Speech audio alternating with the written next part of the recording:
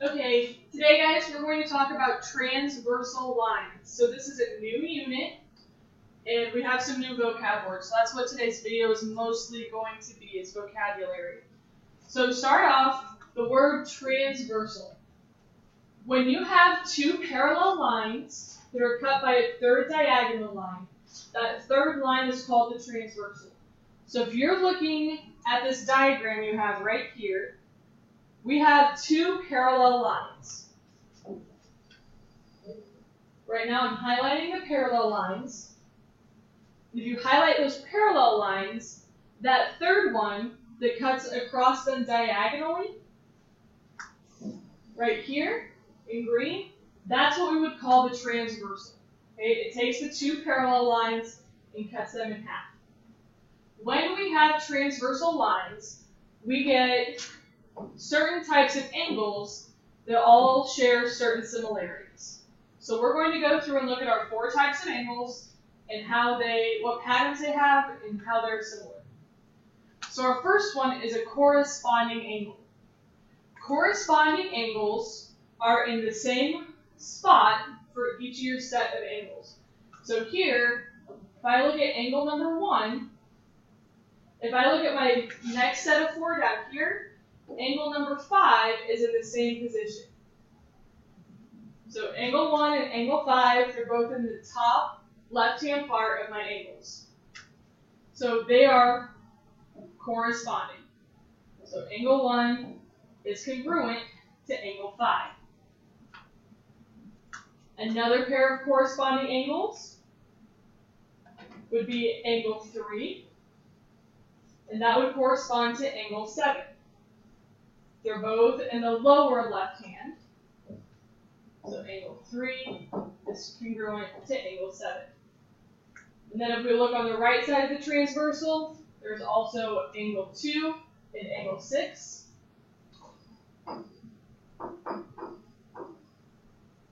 then lastly, angle 4 and angle 8 are corresponding as well. Now, corresponding angles are all congruent. Okay? And you can see that when you look at the diagram. So if I know angle 1 is 120 degrees, and I know angle 1 corresponds to angle 5, then I also know that angle 5 is 120 degrees. If you look at angle 2, and I know angle 2 is 60 degrees, then the corresponding angle to angle 2 is angle 6, which means that angle 6 would also be 60 degrees. So corresponding angles are always congruent, which means they have the same angle measure.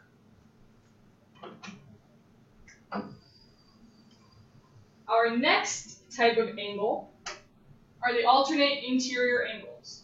So alternate means they're going to be on different sides of the transversal. So let me go ahead and highlight that transversal again.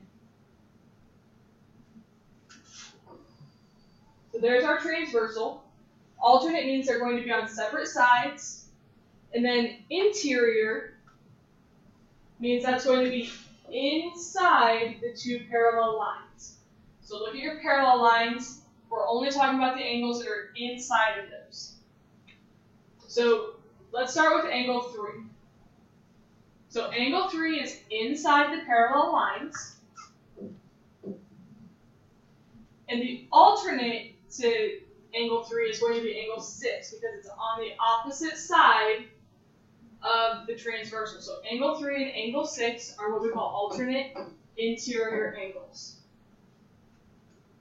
And just like with corresponding, alternate interior angles are also congruent. So angle 4 is inside the parallel lines,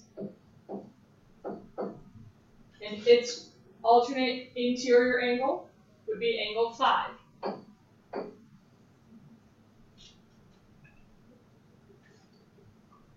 So again, these are congruent. So if angle 3 is 60 degrees, that means I know angle 6 is also 60 degrees.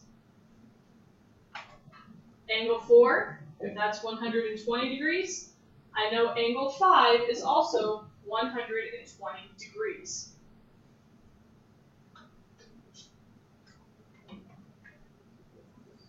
Next, we have alternate exterior angles. So we see that word alternate again. So we're going to have to look at our transversal. And these sets of angles are going to be on opposite sides of that transversal. So exterior means we are looking for angles that are outside of your parallel line. So interior is in between. Exterior, they're going to be outside of the parallel lines. So let's start with angle 1. It's outside of the parallel lines. And then on the opposite side, or the alternate side of the transversal, also outside of the parallel lines, is angle 8. So angle 1 is the alternate exterior angle to angle 8. And then our last pair of alternate exterior angles, in this case, is angle 2 and angle 7.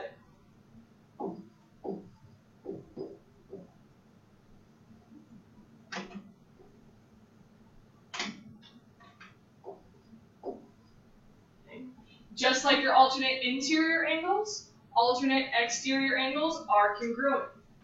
So angle 1 is 120 degrees. I know angle 8 down here is also 120 degrees. Angle 2, that's 60. And angle 7 is also 60. So far, every pair of angles we have talked about has been congruent. So angle 1 and angle 5 are congruent. Angle 2 and angle 7, those are congruent. So corresponding alternate interior and alternate exterior angles are all congruent. The last type of angles we need to talk about are supplementary angles. So some of you might know from previous years, supplementary means that angles have to add up to 180 degrees. Okay? So supplementary adds to 180 degrees.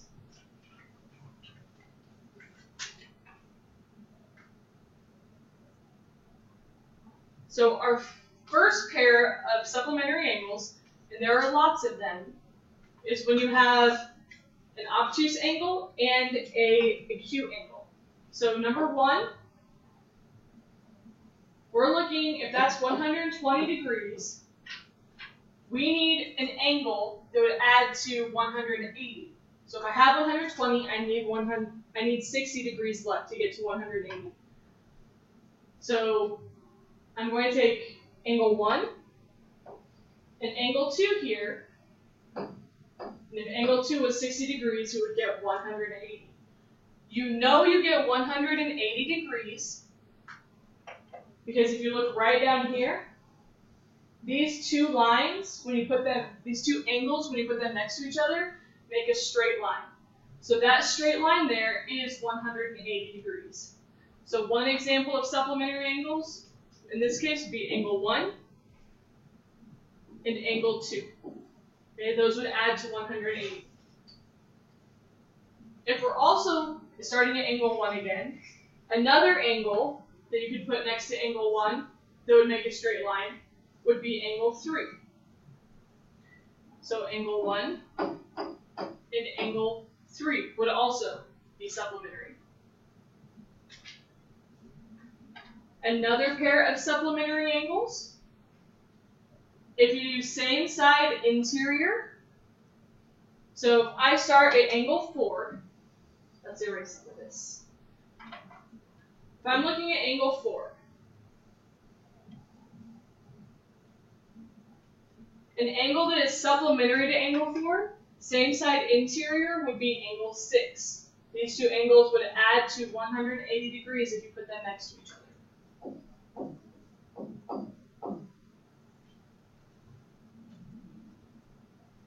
Okay. Another tricky one that you might see. Angle 3 here. So for angle 3, we've already used angle 1. Angle 8 down here would be supplementary to angle 3.